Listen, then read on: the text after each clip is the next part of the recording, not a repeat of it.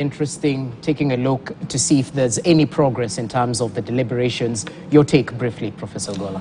Yeah, I am not surprised. I said 1 month ago, before Raila Odinga went to the streets, and I said that William Ruto has got the legal license to rule, and he rules State House. Raila has social license to rule, and he rules the street. And I said that so long as the street feeds State House, by Raila ruling the street, he can disconnect the pipe, economic pipe to State House, and they have to talk. For me, I'm not surprised at all. In fact, the only person who needed to stop Raila from going to the street is Ruto. And immediately, he refused to stop him. It was out of his hands. And I can tell you it's out of his hands at the moment. Because now Kenyans are saying our interests are at hand. You hear the demands which have come. People who have died. Raila says those who have been arrested, release them unconditionally. Meaning that certain things are happening now. It's not about Raila. It's not about Raila anymore. It's not only about Raila. It has become about more other things. And if Ruto wanted to manage Raila only, he needed to manage him before he went to the street. Now, those who lost their businesses, those whose property were taken, those who lost business opportunities, the economy is also suffering. And because the image that he has given to Kenya, that has taken more what I call the social license, the little it had. I also said the presidency is like a car, Jesse. When you go to buy a car, immediately the car leaves the yard, it has to be depreciated. It has happened everywhere in the US, even in Europe. Do any approval ratings.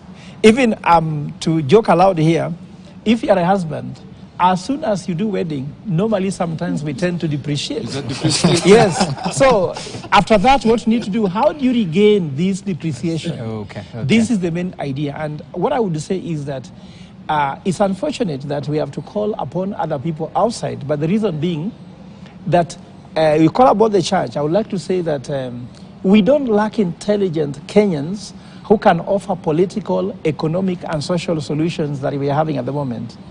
But what has happened of late is that Kenyans have never used their intelligence to the benefit of this country. It is not that we lack pastors with all that Bible knowledge and theological knowledge that can solve the issues.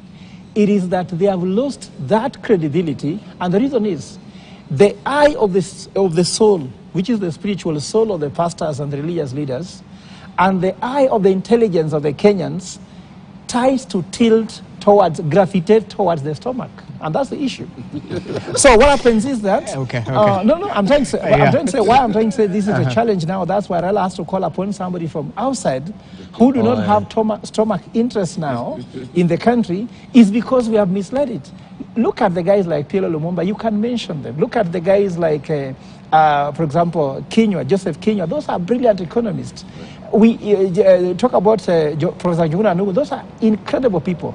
But what happens is with these intelligent Kenyans, they say, why is Ruto's interest?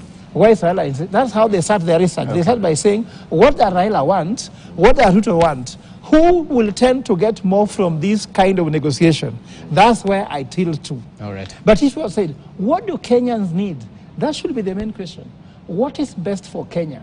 So the question between now and the time when these negotiations take place, if we shift to what can make Raila agree and what can make Ruto concede to this negotiation, we lose it again.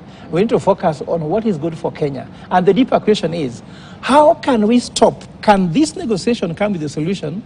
How can we stop being predisposed to this condition ever? Because we don't want to come here again. Okay, speaking of some of these conditions, and perhaps you will indulge us with your legal knowledge.